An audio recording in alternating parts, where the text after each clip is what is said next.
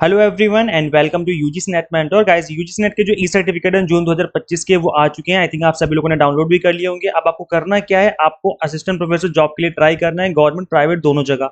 तो जहां भी वैकेंसी आएंगी उससे रिलेटेड अपडेट मैं आपको अपने इसी चैनल पर प्रोवाइड करता रहूंगा। सो मेक श्योर चैनल को सब्सक्राइब जरूर कर लें ताकि आपको अपकमिंग वीडियोज के सभी नोटिफिकेशन मिलते रहें। गाइज आज की इस वीडियो में हम बात करेंगे यूजीसी नेट कॉमर्स सब्जेक्ट से रिलेटेड कि आपको किस तरीके से प्रिपरेशन करनी चाहिए ताकि आपका जो एग्जाम है वो इसी अटेम्प्ट में क्रैक हो जाए, आपको बार बार एग्जाम ना देना पड़े। यूजीसी नेट कॉमर्स की अगर मैं बात करूं तो स्पेसिफिकली इस सब्जेक्ट की जो कट ऑफ है वो पिछले 2-4 साल से काफी ज्यादा बढ़ गई है। पहले देखेंगे, पहले जो कट ऑफ जाती थी वो 60% के आसपास जाती थी जनरल कैटेगरी की, लेकिन अब देखेंगे तो 70 से 72% के आसपास जाने लग गई कट ऑफ। तो ये जो कट ऑफ ऊपर गई है उसके लिए क्या करना पड़ेगा, कैसे पढ़ाई करेंगे हम लोग, किस तरीके से स्टडी करें ताकि हम लोग इस कट ऑफ को क्रॉस कर पाएं। तो आज की इस वीडियो में कंप्लीट स्ट्रेटजी मैं आपके साथ डिस्कशन करने वाला हूँ, प्लस कंप्लीट सिलेबस मैं आपको समझाने वाला हूँ किस तरीके से आपको कवर करना चाहिए इस बचे हुए टाइम में, क्योंकि दिसंबर एग्जाम में अब ज्यादा टाइम बचा नहीं है, अप्रॉक्स 3 मंथ के आसपास का टाइम बचा हुआ है। तो इस बचे हुए टाइम में किस तरीके से आपको सिलेबस फिनिश करना चाहिए, बिकॉज सिलेबस भी काफी लेंदी है। अगर हम बात करें कॉमर्स सब्जेक्ट की तो इसमें आप देखेंगे 10 यूनिट्स हैं और इन 10 यूनिट्स में आपकी कंप्लीट ग्रेजुएशन, पोस्ट ग्रेजुएशन, कहीं से भी कुछ भी पूछ लिया जाता है। तो आज की इस वीडियो में हमें कंप्लीट इन्फॉर्मेशन कवर करवाऊंगा आप सभी को कि किस तरीके से आपकी जो स्ट्रेटेजी रहनी चाहिए ताकि आपका जो सिलेबस है वो इजीली फिनिश हो जाए। तो गाइस देखिए, पेपर वन की जहां तक बात है, पेपर वन की स्ट्रेटेजी मैंने आप सभी के साथ ऑलरेडी डिस्कस कर ली है। आई थिंक आप सभी लोगों ने इसकी वीडियो, ये वाली वीडियो देख भी ली होगी कि किस तरीके से आप पेपर वन में अच्छा स्कोर कर सकते हैं इस बचे हुए टाइम में। नहीं देखा है तो देख लीजिए, क्योंकि ये पेपर वन में स्कोर करने में आपकी हेल्प करेगी। पेपर वन में आप 80 प्लस स्कोर कर सकते हो आराम से अगर आप इस स्ट्रेटेजी को फॉलो करो जो इस वीडियो मैंने बता रखी है। तो चैनल पे विजिट करके इस वीडियो को जरूर देखिए, अदरवाइज इस वीडियो का लिंक मैं अपने इसी वीडियो के description box and comment box में जरूर दे दूंगा। आप गाइस देखिए, सबसे पहला काम जो आपको करना है इस सिलेबस के साथ कि सिलेबस का प्रिंट आउट निकाल लेना है। सबसे पहला काम प्रिंट आउट निकालना है और इसको अपने पास रखना है। ये 2-3 पेजेस का जो सिलेबस है, 3-4 पेजेस का, इसको अपने पास रखिए और इसको गो थ्रू करना है कम से कम 4-5 बार। जब आप इसको गो थ्रू करेंगे कंप्लीट सिलेबस को 4-5 बार, तो क्या होगा, इससे आपको आपके माइंड में एक मैप सा बन जाएगा कि हाँ मुझे ये भी कवर करना है, मुझे ये भी पढ़ना है, मुझे इस यूनिट में ये टॉपिक पढ़ने हैं, ये टॉपिक पढ़ने, ये टॉपिक पढ़ने। तो एक एक ना एक रफ मैप, एक रफ फिगर बन जाएगा, रफ मैप सा बन जाएगा आपके माइंड में, जो कि आपकी हेल्प करेगा चीजों को प्रिपेयर करने में। तो सबसे पहला काम क्या करेंगे, हम 10 की 10 यूनिट्स के नाम पढ़ेंगे, गो थ्रू करेंगे सिलेबस का प्रिंट आउट निकालने के बाद। That is business environment and international business, accounting and auditing, business economics हो गया, बिजनेस फाइनेंस हो गया, बिजनेस स्टैटिस्टिक्स हो गया एंड रिसर्च मेथड्स हो गए, business management, human resource management, banking and financial institution, marketing management, legal aspect of business, income tax and corporate tax planning. जब आप इस कंप्लीट सिलेबस को गो थ्रू करेंगे 10 की 10 यूनिट्स को, तो सबसे पहला काम जो आपको करना है कि इसको डिवाइड कर लेना 2 पोर्शन में। एक पोर्शन होगा आपका न्यूमेरिकल पोर्शन और एक होगा आपका थियोरटिकल पोर्शन। अब न्यूमेरिकल पोर्शन, थियोरटिकल पोर्शन में इनको डिवाइड करना इसलिए जरूरी हो जाता है क्योंकि न्यूमेरिकल पोर्शन आपसे प्रैक्टिस मांगता है। आपको प्रैक्टिस करनी पड़ेगी, उन चीजों को बार बार गो थ्रू करना पड़ेगा जो कि फॉर्मूले वगैरह हैं, जो कि आपको याद करने पड़ेंगे या प्रैक्टिस करनी पड़ेगी। और थियोरी में क्या है कि इसको पढ़ना पड़ेगा और रिवाइज करना पड़ेगा, रिवीजन करनी पड़ेगी। यहाँ प्रैक्टिस चाहिए, यहाँ पर रिवीजन चाहिए। तो गाइस देखो, यहाँ पर न्यूमेरिकल पोर्शन की अगर मैं बात करूँ तो जो यूनिट नंबर 2 है आपकी अकाउंटिंग एंड ऑडिटिंग, ये आपका न्यूमेरिकल पोर्शन हो जाएगा। इसके अलावा बिजनेस फाइनेंस आपका न्यूमेरिकल पोर्शन हो जाएगा, बिजनेस स्टैटिस्टिक्स आपका न्यूमेरिकल पोर्शन हो जाएगा। तो ये 3 यूनिट यहाँ पे हो जाएंगी और एक लास्ट वाली unit income tax and corporate tax planning, इसमें भी न्यूमेरिकल्स है। तो ये कुछ ऐसे यूनिट्स हैं जिनको आपको पढ़ना है, प्लस इनकी प्रैक्टिस करनी भी बहुत जरूरी है। मतलब एक तरीके से न्यूमेरिकल पोर्शन की प्रैक्टिस करना जरूरी है, क्योंकि एग्जाम में आपसे अकाउंटिंग के अंदर अगर आप देखेंगे तो इकोनॉमिक ऑर्डर क्वांटिटी हो गया है ना, जो आपकी कॉस्ट अकाउंटिंग है उससे रिलेटेड क्वेश्चन बन जाता है इसके अंदर। इसके अलावा आप देखेंगे रेशियो निकालने का क्वेश्चन बन जाता है कि कोई नया पार्टनर आया तो क्या रेशियो बनेगा। इसके अलावा शेयर्स को री इशू करने पे, फोर फीचर करने पे क्वेश्चन बनते हैं, जो कि most of the time question बनते ही बनते हैं एग्जाम में आपके, है ना। इसके अलावा आप देखेंगे स्टैंडर्ड कॉस्टिंग एंड बजटिंग से भी क्वेश्चन बनते हैं जो कि आपको करने पड़ते हैं। ऐसे ही बिजनेस फाइनेंस की अगर हम बात करें तो यहाँ पर टाइम वैल्यू ऑफ मनी पे क्वेश्चन बनता है, न्यूमेरिकल क्वेश्चन बन जाता है। कई बार कॉस्ट ऑफ कैपिटल निकालने पे क्वेश्चन बन जाता है, कई बार डिविडेंड की वैल्यू निकालने पे क्वेश्चन बन जाता है। तो इस तरह की जो चीजें वो आपको करनी चाहिए, एग्जाम के लिए काफी इंपॉर्टेंट है। ऐसे बिजनेस स्टैटिस्टिक्स के अंदर से भी आप देखेंगे कि यहाँ से भी न्यूमेरिकल क्वेश्चन बन जाते हैं, मीन मीडियन मोड वगैरह हो गया, या कई बार आपका जो क्वेश्चन है वो प्रोबेबिलिटी से बन जाता है। तो इस तरह के जो क्वेश्चन आपको पढ़ने की और रिविजन और न्यूमेरिकल इस तरह के क्वेश्चंस की प्रैक्टिस करने की जरूरत है। इनकम टैक्स के अंदर देखेंगे हाउस प्रॉपर्टी वाला जो टॉपिक है उसके अंदर से जो क्वेश्चन है आपका बनने के ज्यादा चांसेस रहते हैं। इसके अलावा आप देखेंगे कि इनकम टैक्स के अंदर ज्यादातर जो आज के टाइम पे क्वेश्चन बने पूछे जा रहे हैं वो सेक्शन के ऊपर पूछे जा रहे हैं कि बताओ ये वाला सेक्शन है वो किस चीज से रिलेटेड है, ये सेक्शन नंबर किस चीज से रिलेटेड है। तो ये वाली चीजें जो है आपको उसी तरीके से प्रिपेयर करनी पड़ेगी जिस तरीके से एग्जाम में क्वेश्चन पूछे जा रहे हैं। इसके अलावा जो थियोरटिकल यूनिट है आपकी, जैसे यूनिट नंबर 1, 3, इसके अलावा 6 हो गई, 7th, 8th, 9th, ये थियोरटिकल पोर्शन है। इनको आपको थ्योरी जैसे हम कवर करते हैं पढ़ते हैं उस तरीके से कवर करके फिर इसकी प्रॉपर रिवीजन करना बहुत जरूरी है, नहीं तो भूल जाओगे चीजों को, रिवाइज नहीं करोगे तो चीजें भूलोगे ही भूलोगे। अच्छा गाइस मैं बता दूं यूनिट वाइज की जो कुछ ऐसे टॉपिक जो कि एवरग्रीन है जहां से क्वेश्चन बनते ही बनते हैं। तो जो आपकी यूनिट नंबर 1 है that is business environment and international business. अच्छा गाइस देखो, एक क्वेश्चन ये जरूर रहता है स्टूडेंट्स का कि सर हम अगर इन टॉपिक्स को भी पढ़ लें जो आप बता रहे हो तो क्या हमारा एग्जाम क्रैक हो जाएगा। गाइस देखो गारंटी नहीं है, लेकिन हाँ ये है कि आप अच्छा स्कोर कर पाएंगे क्योंकि ये जो टॉपिक मैं बताने वाला हूँ ये केवल एवरग्रीन टॉपिक है जहां से most of the time question बनते हैं आपके एग्जाम में। तो मैं उन टॉपिक्स को डिस्कस करने वाला हूँ। वैसे अभी 3 मंथ का टाइम बचा हुआ है, अभी भी अगर आप पढ़ना चाहो अच्छे से तो कंप्लीट सिलेबस फिनिश किया जा सकता है। लेकिन अगर लास्ट के 1-2 महीने, 1 महीने या 1.5 महीना बचा हुआ है आपका और तब आप इसी वीडियो को देख रहे हो, तब तो फिर आप इंपॉर्टेंट टॉपिक कर लो जो मैं बता रहा हूँ और पीवाईक्यूज की प्रैक्टिस कर लो, तो शायद चांसेस है कि एग्जाम क्रैक हो जाए।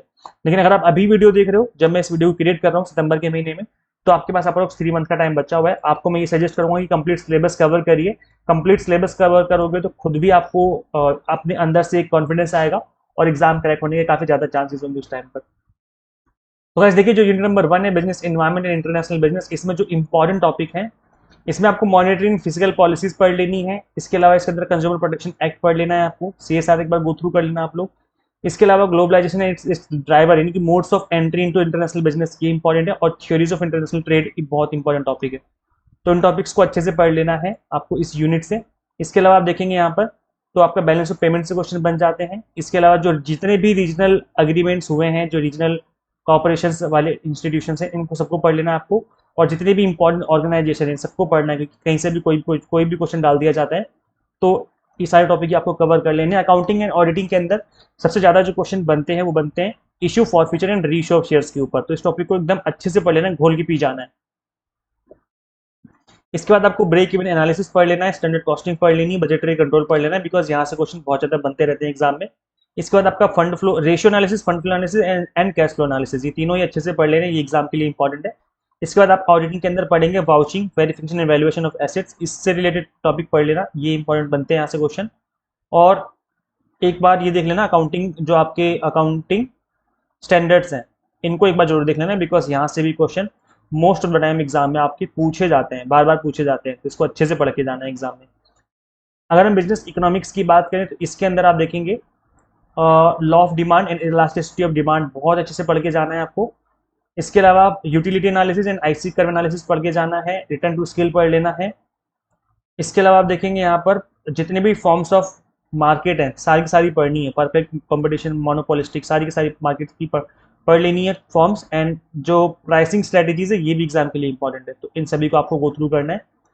इसके बाद आपकी जो आती है next unit that is business finance, इसके अंदर आप देखेंगे तो सबसे ज्यादा जो इंपॉर्टेंट है कैपिटल स्ट्रक्चर, बहुत ज्यादा इंपॉर्टेंट है। कॉस्ट ऑफ कैपिटल तो भाई अच्छे से करके जाना, यहाँ से बार बार क्वेश्चन बन रहे हैं आज के टाइम पे एग्जाम में। डिविडेंड डिसीजन इंपॉर्टेंट है, थ्योरीज जितने भी हैं डिविडेंड की वो आपको अच्छे से पढ़ के जानी है। कैपिटल बजटिंग की थ्योरीज पढ़ के जानी है, कन्वेंशनल नॉन कन्वेंशनल दोनों वाली। इसके अलावा यहाँ पर आपके एग्जाम के लिए इंपॉर्टेंट है ये जो करेंसीज हैं इनको एक बार पढ़ लेना। और तो इतना कुछ खास नहीं लग रहा मुझे यहाँ पर। वर्किंग कैपिटल मैनेजमेंट एक बार गो थ्रू कर लेना, यहाँ से भी क्वेश्चन बन जाते हैं एग्जाम में। बिजनेस स्टैटिस्टिक्स के अंदर आप देखेंगे तो इसके अंदर सबसे ज़्यादा जो इंपॉर्टेंट है आपका कोरिलेशन रिग्रेशन पढ़ के जाना है आपको। प्रोबेबिलिटीज की थ्योरीज पढ़ के जानी है, ये एग्जाम के लिए काफ़ी इंपॉर्टेंट टॉपिक है। Binomial Poisson and normal distribution तो बहुत अच्छे से पढ़ के जाना है, बार बार क्वेश्चन बनते रहते हैं इसके ऊपर। फिर इसके अलावा डेटा कलेक्शन की टेक्निक्स पढ़ लेना, सैम्पलिंग के मेथड्स पढ़ लेने, तो पेपर 1 के अंदर भी आपका। और जितने भी टेस्ट गिवन है सारे के सारे टेस्ट पढ़ के जाने हैं, मोस्ट इंपॉर्टेंट है, मोस्ट इंपॉर्टेंट है, यहाँ से क्वेश्चन बनने के बहुत हाई चांसेस रहते हैं। तो ये आपको अच्छे से पढ़ के जाने सारे के सारे टॉपिक एग्जाम के लिए काफ़ी इंपॉर्टेंट है। बिजनेस मैनेजमेंट की अगर हम बात करें तो सबसे पहला टॉपिक तो प्रिंसिपल्स ऑफ मैनेजमेंट ही काफ़ी इंपॉर्टेंट बन जाता है यहाँ पर। फिर ऑर्गेनाइजेशन के जो स्ट्रक्चर होते हैं अलग अलग तरह के, इनको पढ़ के जाना है। डेलीगेशन अथॉरिटीज, डिसेंट्रलाइजेशन पढ़ के जाना है। Motivational theories and leadership theories पढ़ के जानी है। अब परफॉर्मेंस अप्रेजल पढ़ के जाना है। ट्रेनिंग, और इसमें आपका था जॉब इवेल्युएशन एंड इस टॉपिक को अच्छे से पढ़ के जाना, बिकॉज अभी रिसेंटली इस टॉपिक के ऊपर काफ़ी सारे क्वेश्चन पूछे गए हैं एग्जाम में, तो जॉब इवेल्युएशन पढ़ के जाना है आपको। इसके अलावा यहाँ पर आपको पढ़ के जाना है ऑर्गेनाइजेशनल चेंज के बारे में, ठीक है, ये टॉपिक इंपॉर्टेंट है। पर्सनैलिटी, परसेप्शन, एटीट्यूड्स, इनको पढ़ के जाना है, ये भी एग्जाम में इंपॉर्टेंट, यहाँ से भी क्वेश्चन बन जाते हैं आपके एग्जाम में। इसके अलावा बैंकिंग एंड फाइनेंशियल इंस्टीट्यूशन से जो कि सबसे ज़्यादा इंपॉर्टेंट टॉपिक है, that is RRBs and commercial banks में डिफरेंस क्या होते हैं और कब स्टैब्लिश हुई, कौन सी आरआरबी कब स्टैब्लिश हुई, या कौन सी बैंक कब स्टैब्लिश हुई। अभी रिसेंटली पूछा गया था कि इंपीरियल बैंक ऑफ इंडिया कब स्टैब्लिश हुई थी, जो कि बाद में चल के एसबीआई बनी। तो इस तरह का क्वेश्चन एग्जाम में पूछा गया था। तो ये जो इंपॉर्टेंट क्वेश्चन बन जाते हैं आपके, जैसे कि कमर्शियल बैंक के बारे में, आरआरबीज के बारे में आपको पता होना जरूरी है। रिजर्व बैंक की फंक्शनिंग क्या है, policy manage monetary policy management कैसे काम करती है, ये इंपॉर्टेंट है। बेसल नॉर्म्स इंपॉर्टेंट है। रिस्क मैनेजमेंट इंपॉर्टेंट है, कैसे करते हैं। एनपीए मैनेजमेंट इंपॉर्टेंट है आपके लिए। बाकी देखो यहाँ पर फाइनेंशियल मार्केट आपको दोनों पढ़नी है, मनी मार्केट, कैपिटल मार्केट, और यहाँ पर डिफरेंट तरह की जो सिक्योरिटीज होती है ना, गवर्नमेंट सिक्योरिटीज मार्केट, जितनी भी तरह तरह की जो सिक्योरिटीज होती हैं सारी सारी पढ़ के जानी है आपको। इसके अलावा एग्जाम में फाइनेंशियल रेगुलेटर जो है इंडिया में, उनको पढ़ के जाना है, जैसे सेबी वगैरह हो गया, इनके बारे में गो थ्रू करना है आपको। इसके अलावा जो इंटरनेट बैंकिंग में जो भी रिसेंट ट्रेंड चल रहे हैं, डिजिटल पेमेंट चल रहा है, उसको पढ़ के जाना है, जैसे यूपीआई हो गया, है ना, आईएमपीएस हो गया। तो इस तरह के जो मेथड है पेमेंट के, उनको पढ़ के जाना है, डिजिटल पेमेंट सिस्टम के जितने भी मेथड्स हैं। इंश्योरेंस के लिए भी गाइस काफ़ी इंपॉर्टेंट टॉपिक है। इंश्योरेंस तो आपको पूरा का पूरा पढ़ के जाना है, सारे सारा टॉपिक, कहीं से भी कुछ भी पूछा जा सकता है, और बहुत ही हाई चांसेस है कि क्वेश्चन बनेगा बनेगा, बिकॉज हर एक आप पीवाईक्यू उठा के देखिए, इंश्योरेंस का क्वेश्चन आपको मिलेगा ही मिलेगा एग्जाम में। तो काफ़ी इंपॉर्टेंट टॉपिक है। मार्केटिंग मैनेजमेंट अगेन गाइस काफ़ी इंपॉर्टेंट, इसके अंदर भी काफ़ी सारे टॉपिक ऐसे जहाँ से डायरेक्ट क्वेश्चन बनते हैं एग्जाम में, जैसे मार्केटिंग मिक्स हो गया, ये काफ़ी इंपॉर्टेंट टॉपिक है आपका। मार्केट सेगमेंटेशन हो गया, टारगेटिंग, पोजिशनिंग। इसके अलावा pricing decision, new product development तो बहुत ज़्यादा इंपॉर्टेंट है, इसको करके जाना ही जाना है, 5 स्टार रेटिंग का टॉपिक है, ठीक है। इसके अलावा आप देखेंगे गाइस तो इसके अंदर कंज्यूमर बिहेवियर काफ़ी इंपॉर्टेंट टॉपिक बन जाता है आपका। और इसके अलावा आपका एडवर्टाइजिंग में personal selling, publicity, sales promotion, इनके बारे में गो थ्रू करना है आपको, ठीक है। कंज्यूमर बिहेवियर तो आपको पूरा पढ़ के जाना ही जाना है, बाकी तो इतना इंपॉर्टेंट नहीं है। लॉजिस्टिक मैनेजमेंट एक बार देख लेना, वैसे इतना ज़्यादा इंपॉर्टेंट तो नहीं है। लीगल एस्पेक्ट ऑफ बिजनेस में सबसे ज़्यादा क्वेश्चन इंडियन कॉन्ट्रैक्ट एक्ट से ही बनते हैं, तो आपको उसको देख के जाना है कि भाई कौन कौन से कॉन्ट्रैक्ट में किस तरह की बातें बोली गई हैं, है ना। तो ये काफ़ी इंपॉर्टेंट है इस वाले यूनिट के अंदर, पहले वाला जो टॉपिक है आपका। फिर आपका इंडेमिनिटी, बेलमेंट एंड प्लेज, काफ़ी इंपॉर्टेंट टॉपिक है, ये पढ़ के जाना है। सेल ऑफ गुड्स एक्ट में आपको ये जो डॉक्ट्राइन है ये पढ़ के जाने हैं, इंपॉर्टेंट है ना। और बायर के जो राइट्स होते हैं, सेलर के जो राइट्स होते हैं, इनको पढ़ के जाना है, एग्जाम के लिए काफ़ी इंपॉर्टेंट है। नेगोशिएबल इंस्ट्रूमेंट के अंदर आप ऊपर ऊपर से पढ़ लीजिए, अगर आप ऊपर ऊपर से भी पढ़ लोगे तो हो जाएगा, बहुत ज़्यादा इन डेप्थ क्वेश्चन तो नहीं बनते हैं, लेकिन आपको इसकी नॉलेज होनी जरूरी है। भाई कंपनी फॉर्मेशन कैसे होती है, बहुत ज़्यादा इंपॉर्टेंट टॉपिक है ना, इसके स्टेप्स आपको याद होने चाहिए। एलएलपी कैसे स्ट्रक्चर की जाती है, इसके स्टेप्स भी आपको पता होने चाहिए भाई, इस तरह के स्टेप्स बहुत ज़्यादा एग्जाम में पूछे जाते हैं। आईटी एक्ट क्या है और इसके मेन प्रोविजंस क्या हैं, आरटीआई एक्ट क्या है, इसके मेन प्रोविजंस पढ़ के जाने हैं आपको। यहाँ पे जितनी भी एक्ट गिवन है सभी के मेन प्रोविजंस पढ़ के जाने हैं। भाई जीएसटी में तो अभी रिसेंटली चेंजेस किए हैं गवर्नमेंट ने, तो जीएसटी पढ़ के जाना। वैसे तो मैं बता दूं जीएसटी के ऊपर मैं एक नई क्लास लेके आ रहा हूँ यूट्यूब पर भी, और मैं जो हमारा पेड कोर्स है उसके अंदर भी इसके ऊपर एक नई क्लास जो है वो ऐड कर दूंगा जल्दी ही, जो भी न्यू चेंजेस हुए हैं जीएसटी में भी रिसेंटली, तो उसके ऊपर क्लास आपको जल्दी देखने को मिल जाएगी। कॉर्पोरेट टैक्स में और इनकम टैक्स में आपको जो पढ़ना है वो पढ़ना है रेजिडेंशियल स्टेटस, काफ़ी इंपॉर्टेंट टॉपिक एग्जाम के लिए। इसके बाद आपका पढ़ना है आपको agriculture income, clubbing of income पढ़ लेना है, डबल टैक्सेशन कैसे अवॉइड कैसे कर सकते हैं। ऐसे देखो इस टॉपिक से यूनिट से सबसे ज़्यादा जो क्वेश्चन बनते हैं सेक्शन से, कि ये सेक्शन किस चीज़ के लिए है, ये सेक्शन नंबर 41 किसके लिए है, सेक्शन नंबर 80G किसके लिए है। तो इस तरह के क्वेश्चन बनते हैं, तो जितने भी सेक्शन है इनको आपको पढ़ के जाना है, एग्जाम के लिए काफ़ी इंपॉर्टेंट हो जाएगा। कॉर्पोरेट टैक्स प्लानिंग में आपको देखो यहाँ से डायरेक्ट क्वेश्चन तो बनते नहीं है, लेकिन वही बता रहा हूँ मैं बार बार कि आपको पढ़ के जाना है कि भाई कौन सा सेक्शन किस चीज़ के लिए काम आता है। हाँ, यहाँ से क्वेश्चन बन जाते हैं, एडवांस पेमेंट ऑफ टैक्स हो गया, ई फाइलिंग ऑफ इनकम टैक्स हो गया, कौन सा फॉर्म सुगम फॉर्म कब कौन फिल कर सकता है ना, इस तरह के क्वेश्चन बन जाते हैं। या आईटीआर में जब आप फिल करते हो तो उसकी लास्ट डेट क्या होती है। तो इस तरह के जो क्वेश्चन बन जाते हैं एग्जाम में, जो प्रैक्टिकल क्वेश्चन है, जो मतलब एज ए रियल लाइफ में आप लोग यूज करते हो चीज़ों से, इन चीज़ों से रिलेटेड क्वेश्चन एग्जाम में देखने को मिल जाते हैं। गाइस देखो अगर आपको एक सिंगल जगह पर एक सिंगल प्लेस पे पेपर 1 और कॉमर्स की तैयारी करनी हो, भी एग्जाम टारगेटेड, तो मैंने कॉमर्स सब्जेक्ट में 4 बार एग्जाम क्वालिफाई किया हुआ है, और मैंने as an assistant professor commerce and management department में 3 साल as an assistant professor work किया हुआ है। तो मैं आपको अपने एक्सपीरियंस के बेस पे एग्जाम टारगेटेड प्रिपरेशन करवा रहा हूँ दिसंबर 2025 जो बैच है हमारा उसमें। और यहाँ पर मैं बता दूं कि दिसंबर 2025 बैच के लिए हमारा 3 मंथ का exam target paper 1+ commerce course available है, आप उसमें एनरोल कर सकते हैं। 3 मंथ की जो फीस है कॉम्बो कोर्स की पेपर 1+ कॉमर्स की वो है 3499। ये 3 मंथ की फीस है, कॉम्बो कोर्स है जिसमें आपको बाइलिंगुअल लेक्चर्स मिल जाएंगे पेपर 1 पेपर 2 दोनों के, 100 मॉक टेस्ट मिल जाएंगे प्रैक्टिस करने के लिए, पेपर 1 के अंदर पेपर 2 के अंदर भी 100 मॉक टेस्ट मिलेंगे प्रैक्टिस करने के लिए, पीडीएफ नोट्स मिलेंगे जिनको आप डाउनलोड भी कर सकते हो। अब ये जो फीस है 3499 इस पे भी आपको 10% डिस्काउंट मिला है, JRF10 कूपन कोड अप्लाई करती है आपकी फीस रिड्यूस हो जाएगी। मैं बता दूं ये जो ऑफर है आज रात 12 बजे तक के लिए, उसके बाद ये ऑफर एक्सपायर हो जाएगा। उसके बाद इस ऑफर को आप अवेल नहीं कर पाओगे, आपकी फीस 3499 ही रहेगी। तो इस कोर्स को आप इनरोल कर सकते हो गाइस। देखो जब आप इस ऐप को इंस्टॉल करेंगे ना अपने मोबाइल फोन में अब गूगल प्ले स्टोर से, तो वहां पे आपको पेपर 1+ कॉमर्स का कोर्स दिखेगा 6 मंथ वाला, 6 मंथ आपको दिखेगा बाय डिफॉल्ट। लेकिन आपको उसी कोर्स को जो 6 मंथ वाला कोर्स है उसको ओपन करना है। आप देखेंगे वहां पर वैलिडिटी का ऑप्शन होगा, वैलिडिटी ऑप्शन में आपको 3 मंथ दिख रहा होगा, 3 मंथ वाले को सिलेक्ट करना है और डन कर देना है। जब आप डन वाले बटन पे क्लिक कर देंगे देन वो आपका जो कोर्स है वो 3 मंथ का हो जाएगा 3499। देन आप उसमें इनरोल करके जो अपनी प्रिपरेशन है वो एग्जाम टारगेटेड स्टार्ट कर सकते हैं पेपर 1+ कॉमर्स दोनों के लिए। गाइस एक एक टॉपिक को मैं आपको बहुत ही अच्छे से पढ़ाता हूँ यहाँ पर, चाहे कॉमर्स हो चाहे पेपर 1 हो। तो जो आपकी प्रिपरेशन है वो कम्प्लीटली एग्जाम टारगेटेड हो जाएगी यहाँ से।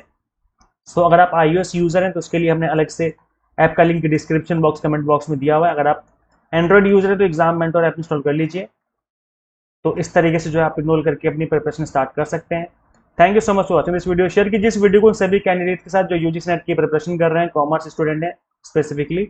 Subscribe for UGC NET update and PhD related updates. Guys मिलते हैं फिर नेक्स्ट वीडियो में। Till then keep watching UGC NET. Thank you.